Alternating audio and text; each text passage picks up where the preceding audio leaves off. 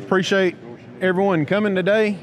My name's Tony Martin. If y'all have never had the experience of coming to one of my presentations that I've done at a number of conventions, we've tried to come up with something hands-on so you can sort of see what's going on as opposed to looking at a TV screen. There's only so much you can show on a TV screen to talk about. So what we've got here is this is a cam brake system. This is a wedge brake system. Both of these are trailer axles, non-driven axles, if you will. Drives are very similar. On a cam system, you'll have a short cam, wedge brake, pretty much the same thing. But the principles are going to apply to steer, drive, trailer axles, but trailer's a little easier to demonstrate. So we will start off here and talk about the major parts. This is a brake chamber. You hear them called actuators. They have a number of different names, but I've always known them as a brake chamber. This side is your service side, which is when you apply your foot brakes. This side works that. And this is a corresponding air inlet port.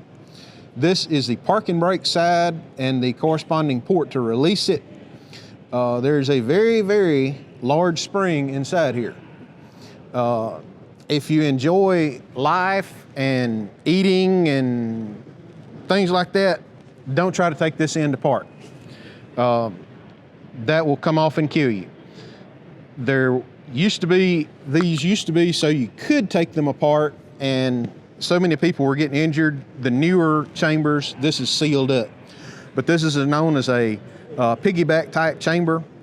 If we didn't have parking brakes, it would just be a smooth cover right here, and you'd only have your service inlet. It comes out and attaches here to the slack adjuster, and just as its name says, this is what you adjust the slack of your brake shoes with. I'll show you about how to adjust them in a few minutes. This is the cam. The cam comes inside, and it's going to have an S shape on the end so that when it rotates, the chamber pushes your slack adjuster out. It rotates and pushes the shoes out against the drum, thereby creating your braking force. And you may be able to see it if you look close, but inside, the roller is right at the tip of the S, meaning this is wore out, and if you keep running it past its service life, it will jump over the end of the S, which we call being cammed over, and you have absolutely no brakes. So you want to catch it before it cams over and you have an issue. So we're going to take this apart and look at the different parts and how you're going to evaluate what's wrong with them and how we're going to fix them. So very first thing is we need to cage the parking brake. And parking brake chambers come with this fancy little release tool here on the side.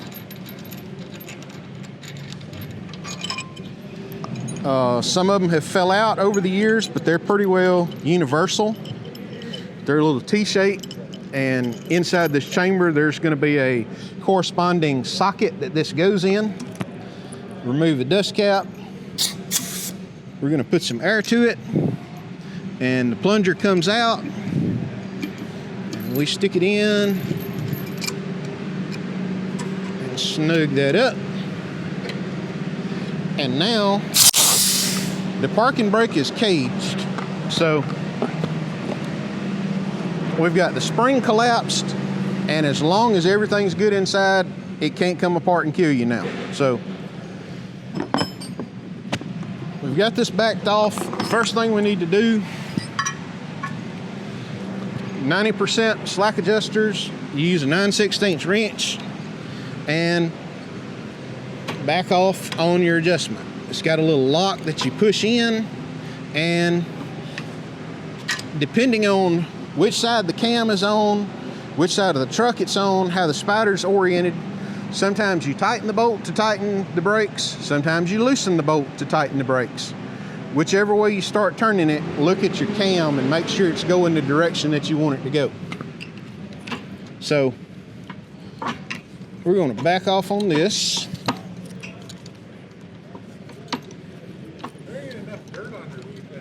Sir? Grease for anything I've got. All right, so we back this off so the rollers are down in the bottom of the S. That will make a little more sense here in just a minute. So that's all we've done to this side, so we're going to turn around.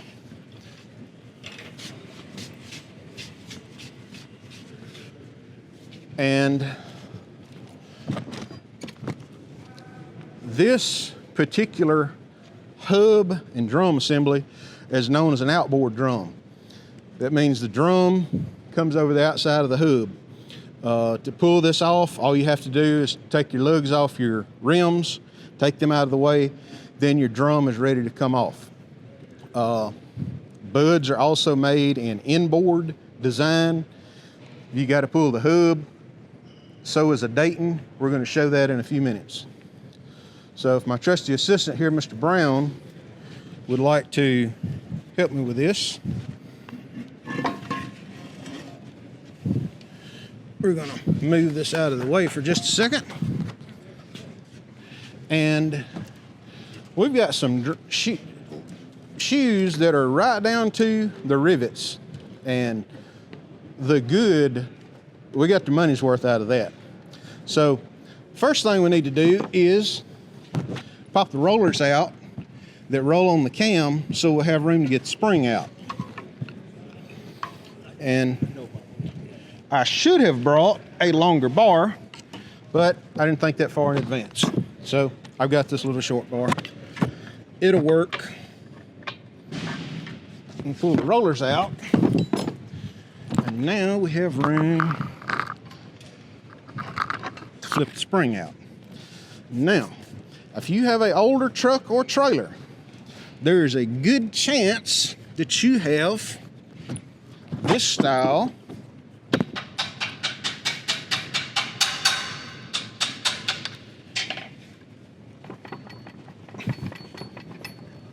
nice. There we go. Uses a pin through this, and it actually pivots on this end whenever you're applying the brake. Any parts store that you go to is going to look at this and either A, tell you they've never seen anything like it, or B, tell you they haven't sold any of these in 20 years. We're sorry, we can't help you. Or C, I just sold the last one. Exactly, that's another good one. So that is not going to deter us because we have a solution.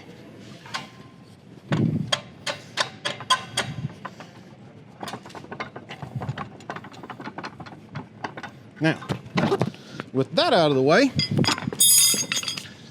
we have a different style shoe that we're going to use, but before we do that, we need to evaluate the cam because this thing was really wore out.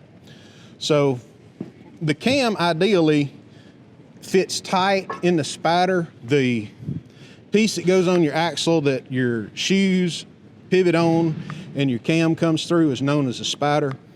This one does not fit very tight at all. We want it to fit snug. So what do we do about that? Well, believe it or not, apparently some people don't realize this, but oh, very good. I picked it up for you. Thank you. They make bushing kits for these, and they come in a nice little box like this.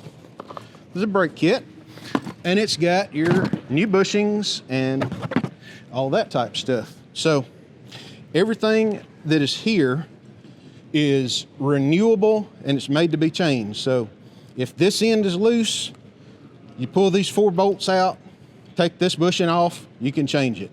This one drives in. So in order to get to it, you always have a snap ring on the end here by your slack adjuster. So we pull that off.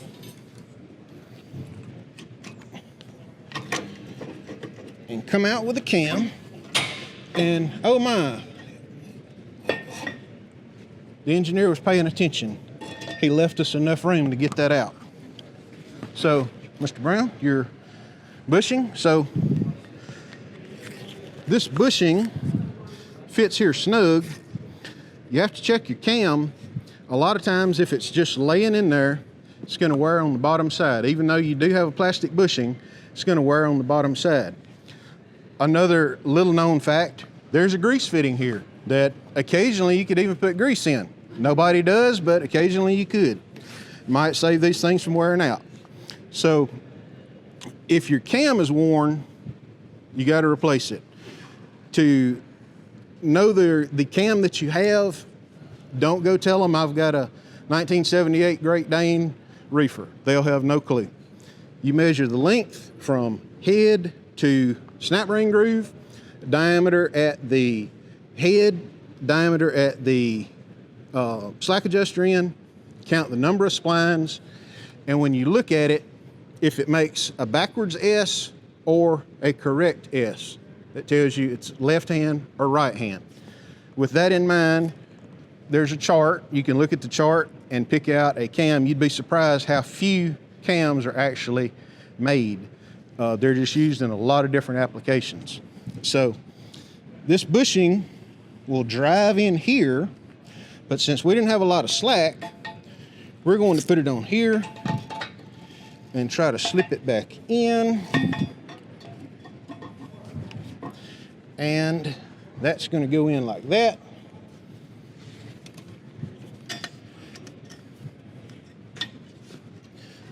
And we're going to put our slack adjuster back on.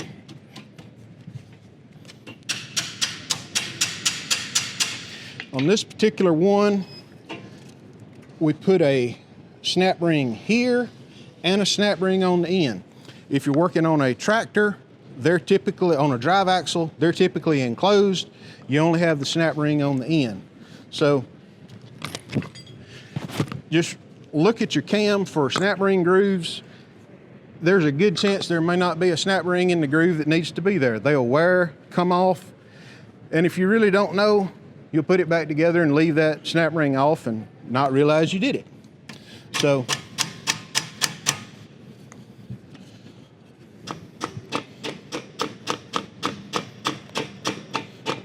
we're going to drive that back in. Snap ring and our snap ring pliers.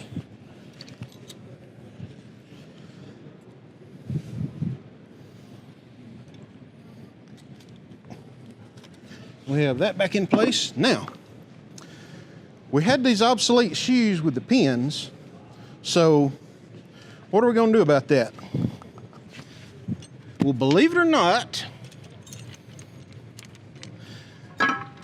a modern shoe, this is known as a 45-15 shoe. You take, this comes in the hardware kit. Instead of those anchor pins, you've got these pivot pins that go right in the same spot. And our shoe drops over the pivot pin and sits in place. Then you've got these springs that are going to retain this end for us. Thank you, sir, on the pivot.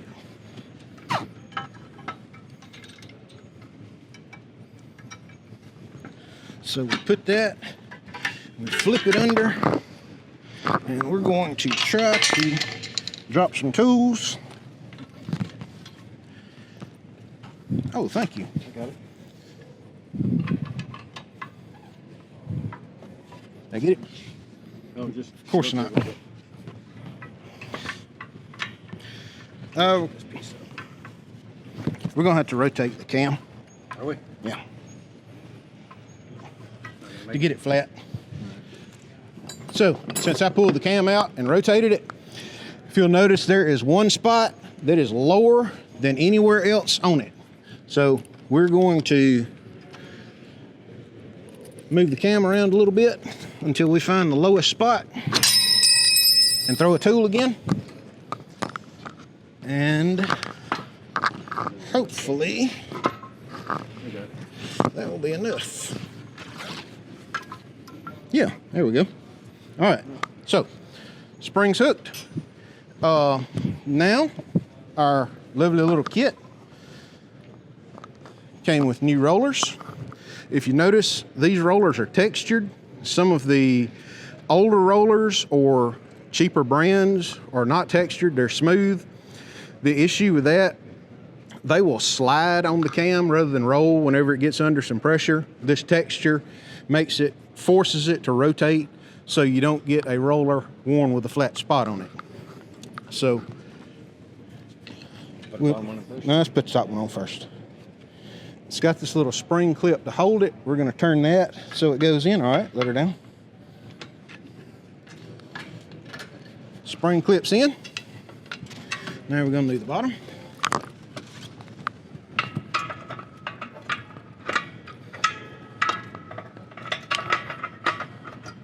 Okay. And spring clip locks in those little things. Now we've got new shoes. We've got our cam tightened up. Now we look at a drum. On a drum, a good indication is what kind of lip you have here that is worn into it. This drum has plenty of wear. If I was running it every day, I'd probably replace it. But for demonstration purposes, I didn't bring a new drum with me. So you can actually measure in here. Your drum typically has on the outside, cast in here, it'll say maximum diameter 16.625, 16 5/8. You can measure that if you're in question. Sometimes the shoe will get over at the edge of the drum and will wear the groove off, and it'll give you a false reading. You'll say, oh, that drum's in good shape. It doesn't have any groove at all. When actually the groove is worn off and you have a really thin, dangerous drum. The issue with a thin drum is when it gets hot, it's going to crack, or whenever it gets the pressure of the shoes against it, it'll crack and you'll have pieces of cast iron drum flying through the air, which is never good. Mr. Brown, could I trouble you to help me put this back on?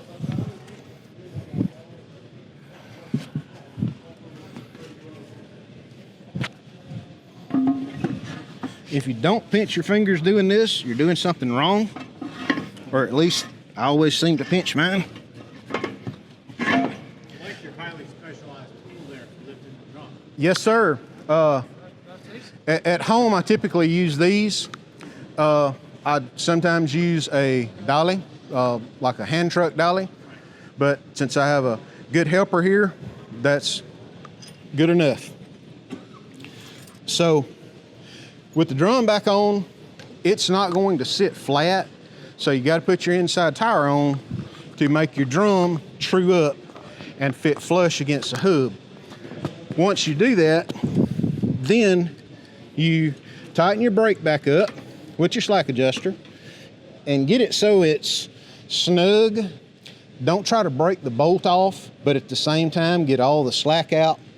And a good rule of thumb is once you get it tight, back off a quarter turn and get your lock to lock back in. So we're locked. So we're adjusted now. How do you know for sure if that's adjusted? Because slack adjusters will wear, pins will wear, everything about this system can wear. The DOT says that the travel of the rod on the slack adjust, on the brake chamber should not exceed 2 inches. So mark the rod with a piece of chalk, set your parking brake or apply your service brakes if it doesn't have parking brakes, and see how far the rod comes out, measure it. You can even take a magic marker and mark 2 inches on the rod. You don't ever want to exceed 2 inches of travel because you will run out of braking power. Your brake chamber is only designed to go out a given amount, and once you exceed 2 inches, you're really decreasing your braking capacity. So that's a cam brake. We've had it apart. We've looked at the worn parts and replaced them, and we've got it all back together.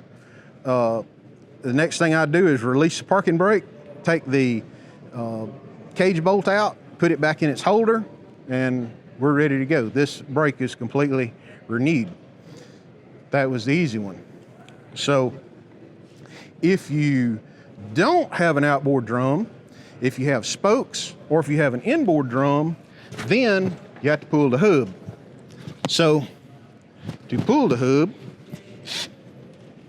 we're going to pull the hubcap.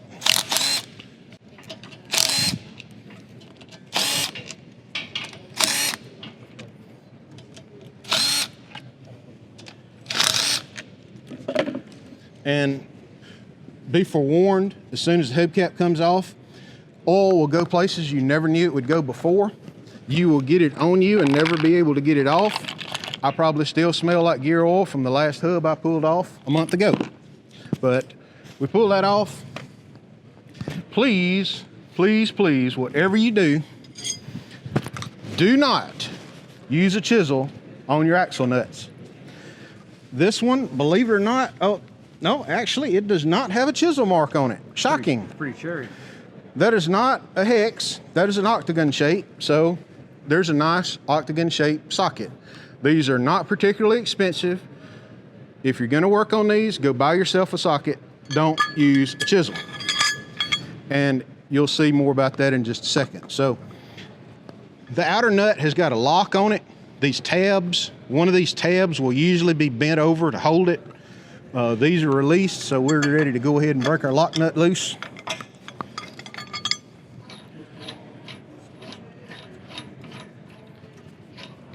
So we got that. This is that lock. It's got a tab that keys into the spindle right here so it can't turn. That holds the outer nut.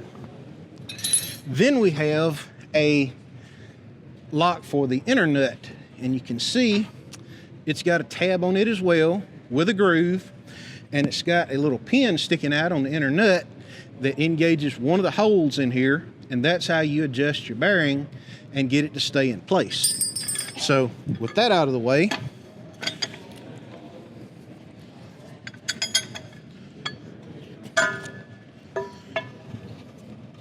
we're going to spin the inner nut off.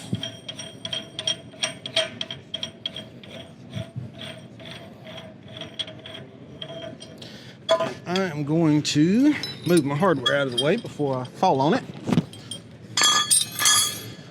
Mr. Brown, if you could return with your strap, please. Thank you.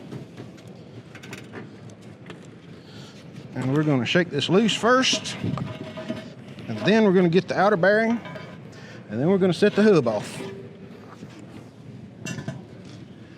Now, outer bearing, and inner bearing. Inner bearing is usually bigger. This is a really good time. The one benefit to the outboard style drums or spokes, this forces you to check your bearings every time you put brakes on. Otherwise, these might run for years and years and never have to disturb them. But you can check your wheel bearings for pits, rust, and with that out of the way. Is there a seal on the backside of that? There is, yes sir. I'll go ahead and address that before I forget it, before we get into the brake section. There are dozens of seal manufacturers. There are dozens of types of different seals. There's not a universal solution to which one is best. It's personal preference. It's what your application is. You will see this is a sealing surface right here. You'll see those that are scarred up a lot of times. Stemco makes a seal that has a wear ring inside it. You drive it on the spindle with a tool, that takes care of a worn seal surface. CR makes a seal, and National, that drives in the hub, and then it slides on here. A little bit different to install because your bearing is in the hub as opposed on the spindle. My current favorite for all-around use, and I again don't endorse this brand, but it's called Rev HD. It's something that Kenworth, Peterbilt, Packard dealers sell, and this seal is meant to be almost idiot-proof. I got it written, Mr. Frank. Notice I did say almost. This seal says airside in very big letters, and on the instructions it will say you hit this with a hammer. No special tool needed. It's rubberized on the outside, it's rubberized on the inside, and it turns inside itself. So you take this seal and you push it in your hub, put the bearing in first, push this in your hub. When it goes on the spindle, all these little lips seal against a spindle, so it accounts for a bad spindle. They seal when nothing else will. I've had really good luck out of these. Again, that's not a paid advertisement, but if I had good luck with them, hopefully that'll help somebody else. It comes with a little tube of Seal Extend, which is actually like a anaerobic sealer that you put on the outside and the inside. When you get it driven in and there's no air present, it'll seal and hold it in place. So that's your hub seal. This is the infamous wedge brake system. What we have here on this, where we have a cam that turns and forces your shoes out against the drum, with this setup, you see we have two small chambers that are pointed in. Well, on the end of the chamber, there's a wedge. The wedge has two sockets, one on either side that right against the shoe on each end. So whenever you apply it, the wedge forces the two shoes apart pretty much parallel. With the cam system, they're holding on one end and you're forcing out. This way, you're getting uniform contact. All of that sounds really good. Why in the world isn't this the preferred method? The issue with that is, if you look, you might be able to see it right inside here on either side, there's a little adjuster. There's an access hole from in here that you can click it and extend it or contract it to adjust your shoe to drum clearance. In a perfect world, every time the brake was applied, it would click that adjuster one notch tighter. That worked for about the first 3 times that you put on brakes and never worked again. You had to manually adjust it.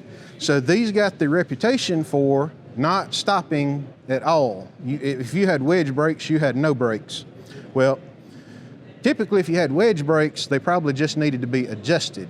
Once you adjusted them, you had good brakes.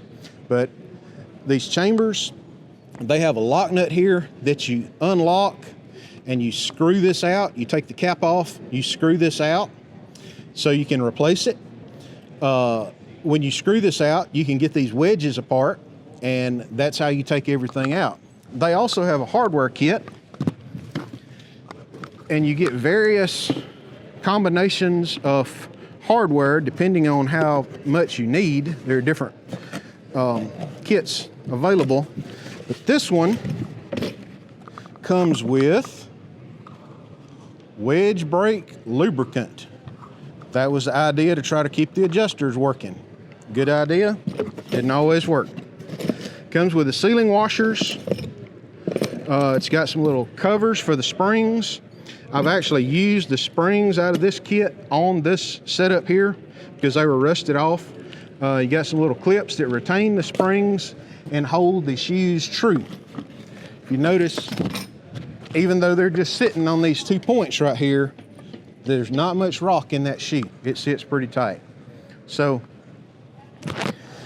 typically, if you go to a parts store and you say, I have wedge brakes, the young man behind or young lady behind the counter is going to say, we don't know what you're talking about. I wasn't born then. But if you are able to find the parts for it, they're not that difficult to rebuild and put in working condition. A lot of times, all you need to do is get your wedges freed up, get the adjusters freed up, get that working, and you're good for brakes. As long as you've got pads, you're good. And again, if you need to take the chambers off to get full clearance, pull this cap, break the lock nut loose, they unscrew.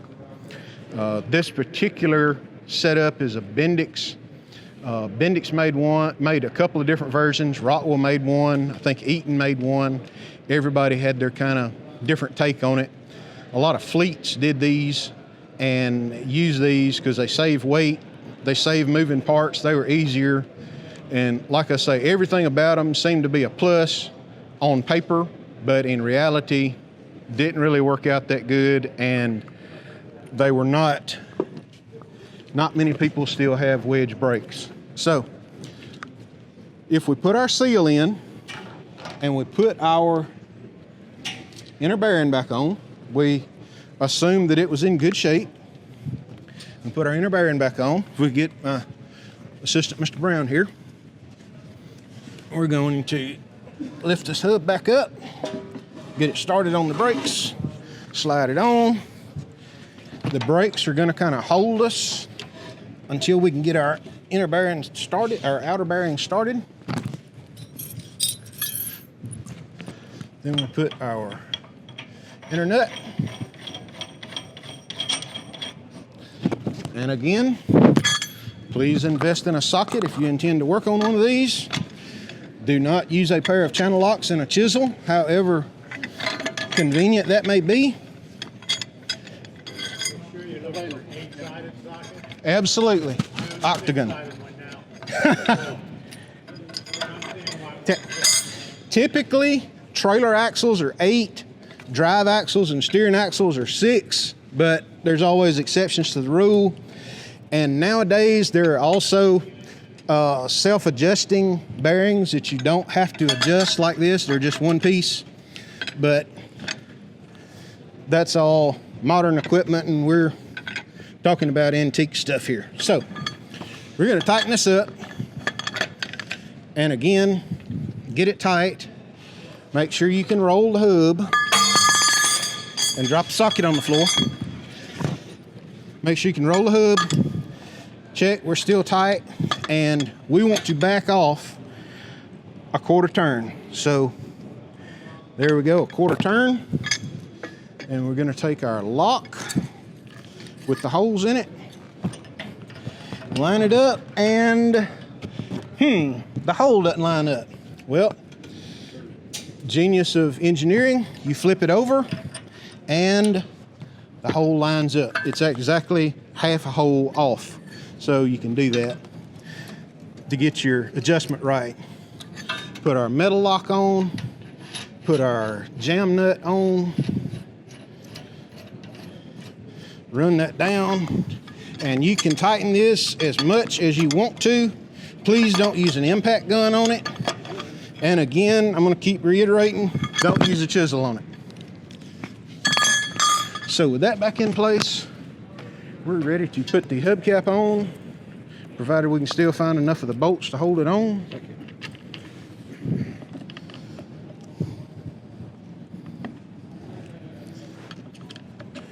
Believe it or not, gaskets for these hubcaps are readily available. All you need to know is how many bolts you have and what the bolt spacing is. Please don't use silicone on it and complain later that it leaked. Or complain that your hubcap holds half the amount of oil that it used to because all of the excess silicone that you squirted on it ran on the inside and took up space where oil should be. So we're going to run this back up.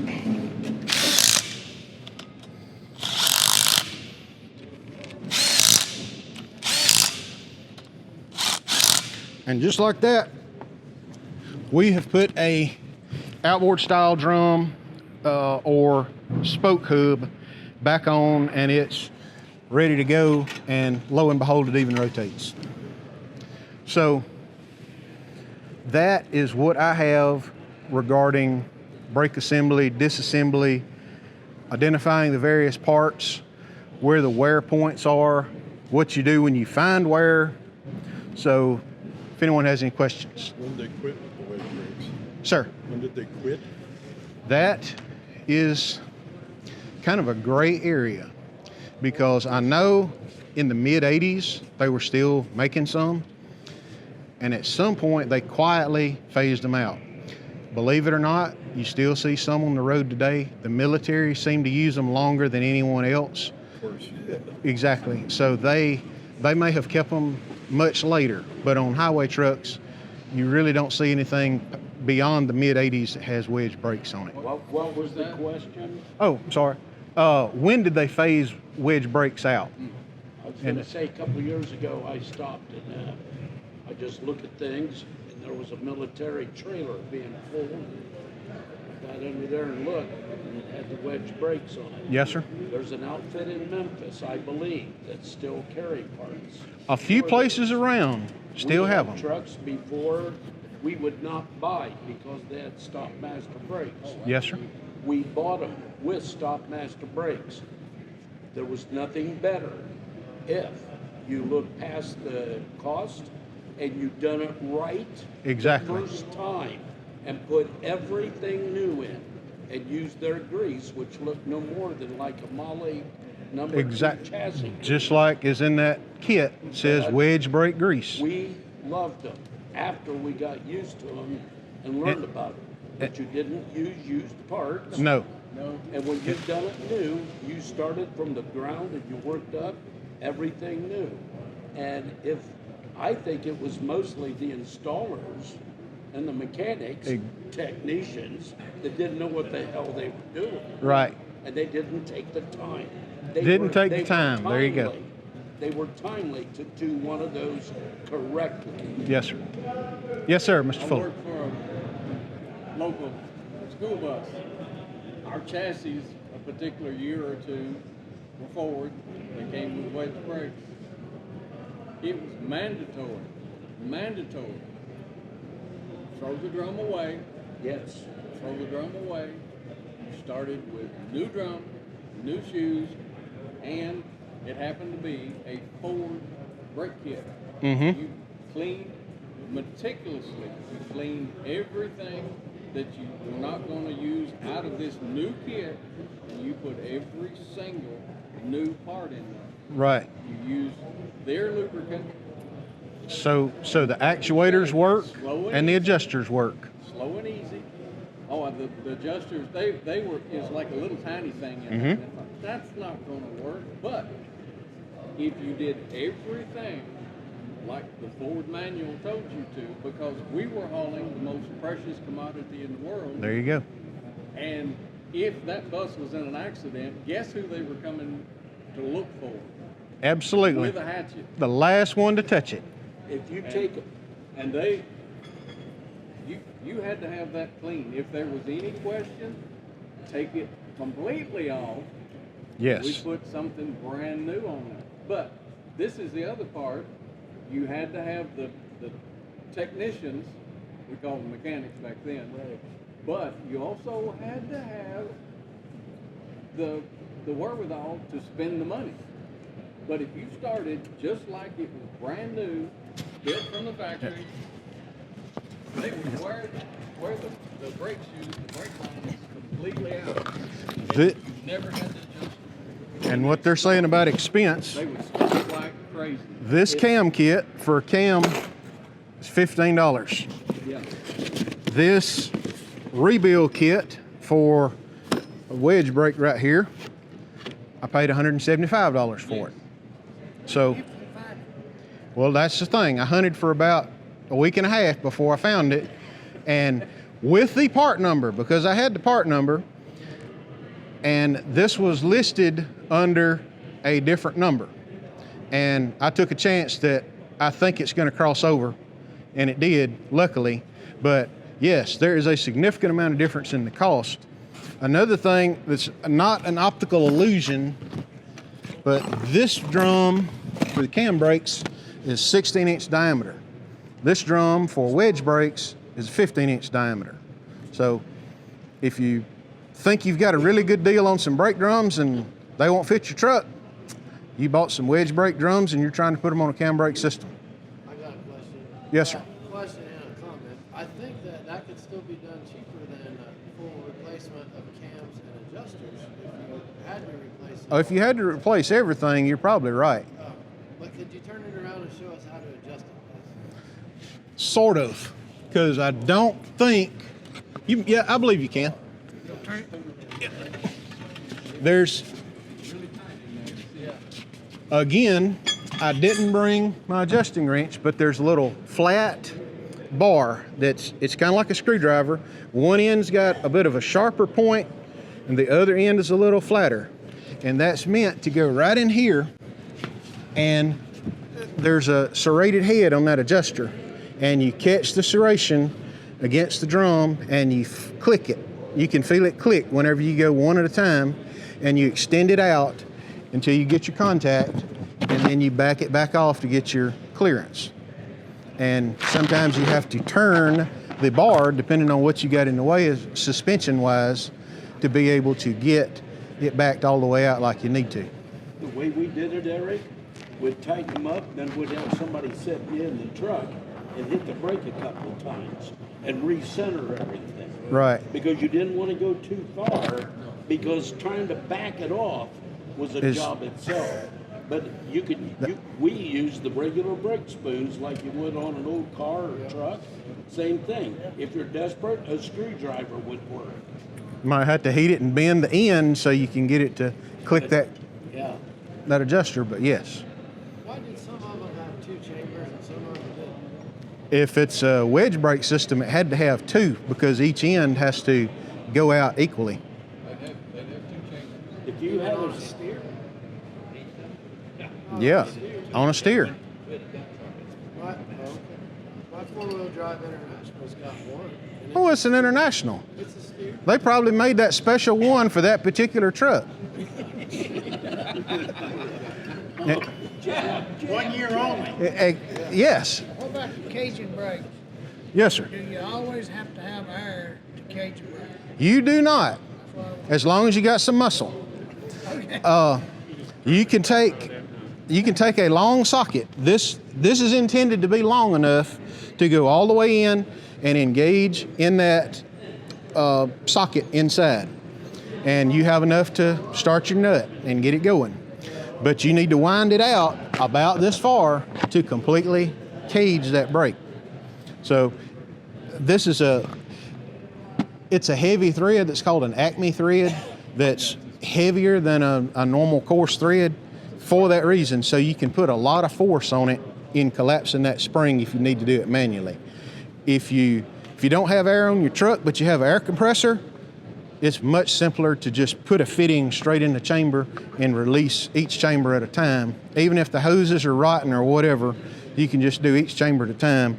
The port nearest the spring is always the parking brake port. The port nearest the slack adjuster is always a service brake port, regardless of how it's oriented, because you loosen this clamp and rotate your ports wherever you want them to be for either side or to come out to wherever they're going to go inside the frame at. good to know when you buy these old trucks now out in the field somewhere. Yes, you need to release the brakes. Yeah, you can absolutely release the brakes with no air whatsoever. You certainly do. It is not easy to collapse that spring. So if you have wedge brakes, can you retrofit them, or you got wedge brakes? You got wedge brakes. Probably legally and feasibly, you've got wedge brakes. You didn't hear me say this. I've took a wedge brake spider off, put a cam brake spider on, and what I had to do was put a 1/4 inch shim behind the bearing to move the hub out a 1/4 inch because it would hit the shoes. But I did put cam brakes on a wedge brake axle. That wasn't listening, what? Very good. Yes. If you take a brand new Rockwell self-adjusting slack adjuster apart, Yes, sir. you'll see the same little kind of pawl that they used in those Stop Masters. Yes, sir. With a little chamfer pointing away. How about that? Same idea. So, didn't get rid of it. Nope. Just reused it. Stole it. Anybody else? Thanks, Tom. Yes, sir. Thank y'all for coming. Hope you got something out of it. Even if you didn't, thank you for coming anyway. I appreciate it. Thank you. Thank you.